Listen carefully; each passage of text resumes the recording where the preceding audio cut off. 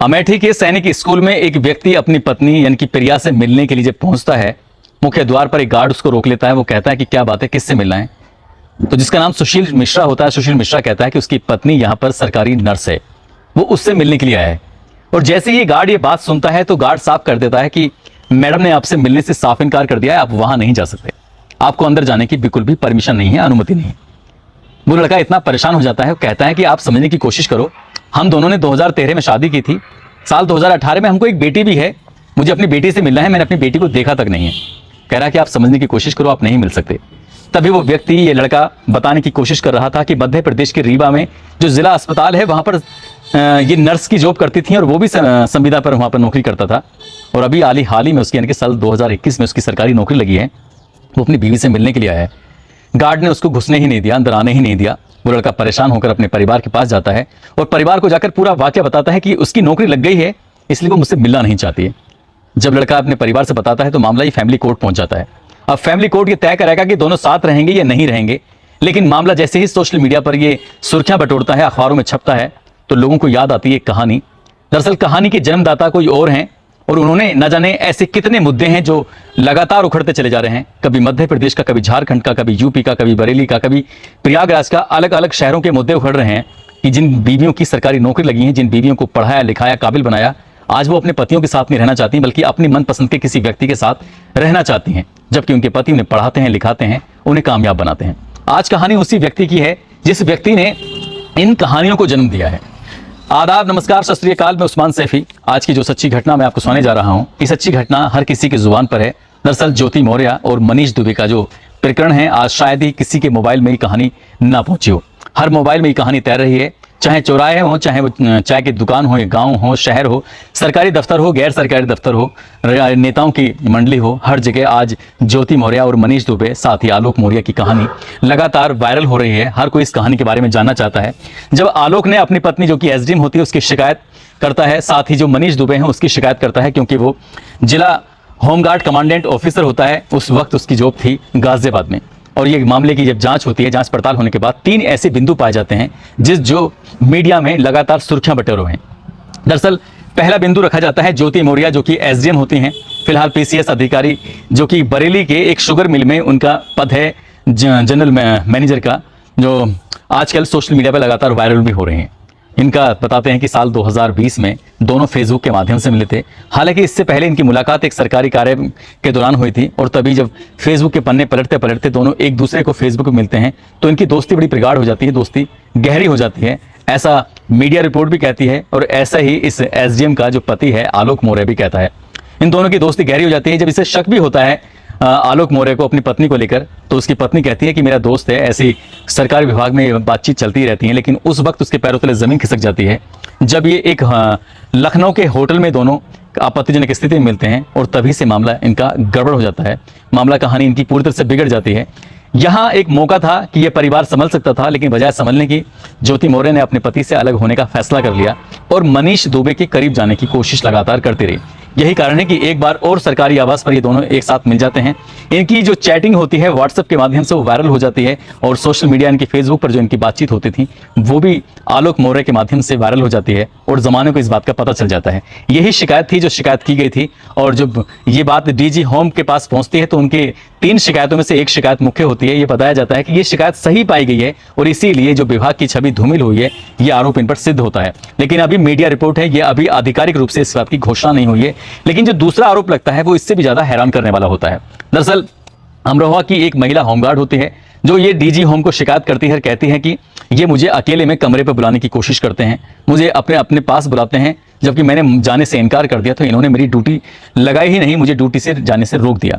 जब ये भी वाली शिकायत जब सोशल मीडिया पर लगातार वायरल हो रही थी तो ऐसा लग रहा था जैसे मनीष दुबे का यही काम है। कभी वो किसी पीसीएस अधिकारी से संपर्क बनाने की कोशिश करते हैं, कभी उससे संबंध बनाने की कोशिश करते हैं जो उसका पति बीच में जाता है, तो कभी किसी महिला होमगार्ड के नजदीक जाने की कोशिश करते हैं जो हम महिला होमगार्ड मिलने से साफ इनकार कर देती है। और जब ये शिकायत उच्च अधिकारियों के पास तक जाती है और जब मामले की जांच करते हैं तो यही मामला जब सोशल मीडिया पर वायरल होता है तो लोगों को बड़ी हैरानी होती है कि एक व्यक्ति आखिरकार कितनी महिलाओं से दोस्ती करेगा, कितनी नजदीकियां बढ़ाएगा। अभी ये मामला चल ही रहा था कि जो डीआईजी की जांच होती है, तीसरा बिंदु जो लगातार वायरल हो रहा था, वो तीसरा बिंदु कुछ और नहीं होता बल्कि इनकी शादी का, इनकी पत्नी होती है तनु पाराशर, जिन्होंने ये आरोप लगाया है कि इन्होंने 80 लाख रुपए की डिमांड की है कि मुझे दहेज दो, नहीं तो मैं तुमसे तलाक ले लूंगा।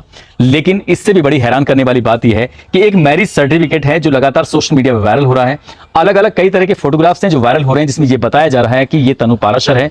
दूसरा फोटोग्राफ्स ये मनीष दुबे का होता है। मनीष दुबे कोई और नहीं है, जिला होमगार्ड कमांडेंट ऑफिसर होते हैं, जो पुलिस डिपार्टमेंट का ये एक विभाग होता है, उसके जिला कमांडेंट होते हैं। और ये ऑफिसर 5 अगस्त 2021 को लखनऊ के एक आर्य समाज मंदिर होता है, वहां पर शादी करते हैं कुछ अपने दोस्तों की मौजूदगी में।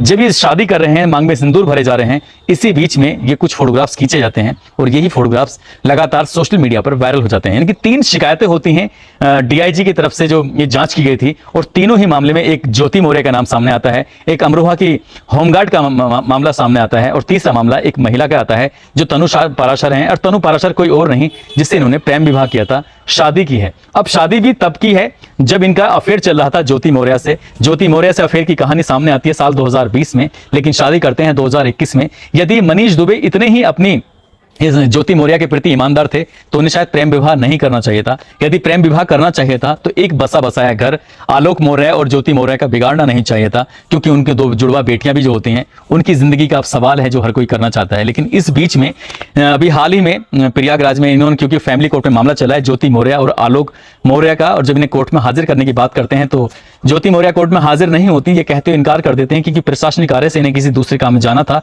इसलिए छुट्टी मिल नहीं पाई और इसलिए वो आ नहीं पाई।